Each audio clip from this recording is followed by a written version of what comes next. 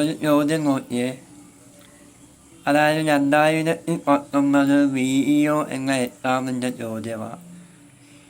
Either my father or my mother that coming meeting. എടാ ഇതിന് ഉത്തരം എന്തുവാ? അല്ലെ ഇതെങ്ങനെയാണ് ചെയ്യുന്നത്?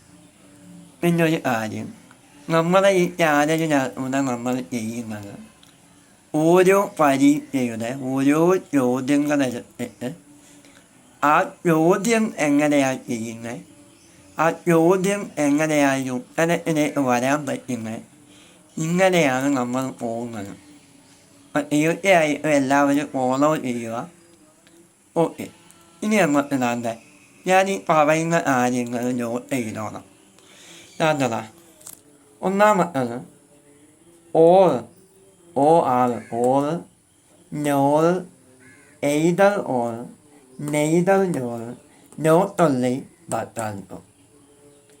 അപ്പം ഓർ, നോർ, എയ്തറിൻ്റെ കൂടെ എപ്പോഴും ഓറാണ്, നെയ്തറിൻ്റെ കൂടെ എപ്പോഴും നോറാണ്, നോട്ട് ഓൺലിയുടെ കൂടെ നിങ്ങൾ ബട്ട് ആൾസോ ആണ്. ഇതൊരു പെയറാണ്.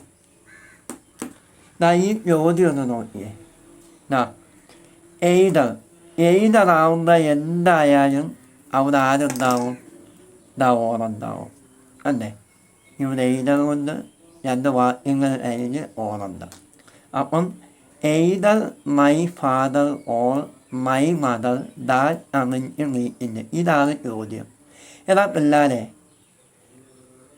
Or, nor, either or, neither nor, not only but also.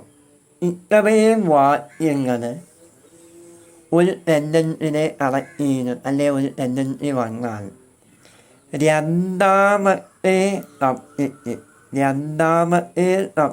ഏതാണോ അതനുസരിച്ചായിരിക്കണം നമ്മൾ ഉത്തരം എഴുതേണ്ടത്. ഉദാഹരണം പറഞ്ഞാൽ ഇപ്പം ഇവിടെ രണ്ടാമത്തെ സബ്ജക്റ്റ് ഏതാ? എയ്തർ മൈ ഫാദർ, പിന്നെ ഓർ കഴിഞ്ഞ് മൈ മദർ എന്നുള്ളതാണ് രണ്ടാമത്തെ സബ്ജക്റ്റ് അല്ലേ? അപ്പോൾ അതെന്താ? ഏകവചനമാണ്.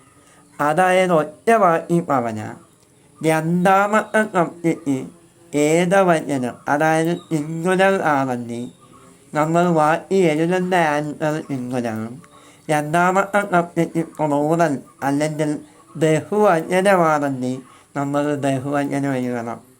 ഓക്കെ, ഇപ്പം മൈ മദർ എന്നുള്ളത് എന്താ? ഏകവചനം. അപ്പം ഉത്തരം ഏതാ? എന്നുള്ള ഉത്തരമാണ്. അപ്പം മറന്നു പോകരുത്. Or, nor, either or, neither nor, അതേപോലെ ഏതാണ്ട് നോട്ട് ഓൺലി ബട്ട് ആൾസോ.